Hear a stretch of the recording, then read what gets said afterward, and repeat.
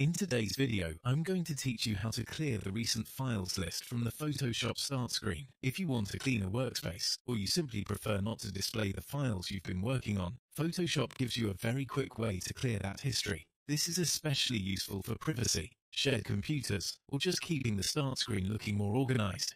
To begin, open Adobe Photoshop and give it a moment to fully load. Once Photoshop opens, you should see the Start screen. On that screen, Photoshop usually displays a recent files section, which shows the documents you've opened lately. This can be helpful for jumping back into a project, but there are times when you may want to remove that list. To clear it, go to the top menu and click File. From there, move down to Open Recent. When that menu opens, look at the bottom and click Clear Recent File List. As soon as you select that option, Photoshop will remove all of the recently opened files from the list. One important thing to understand here is that this action only clears the history shown inside Photoshop. It does not delete any of your actual Photoshop documents from your computer. Your files are still safely saved wherever you originally stored them. This step only removes the shortcuts or references from the recent files area, so you can clean up the Start screen without worrying about losing work.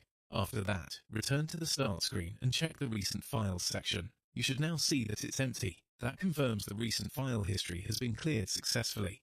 This is a simple but useful feature if you want to keep your workflow tidy, reduce visual clutter, or protect private project information from appearing the next time Photoshop opens.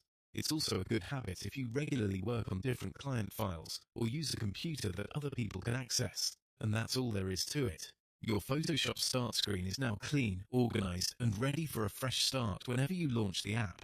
If you ever want files to appear there again, Photoshop will automatically begin rebuilding the list as you open new documents.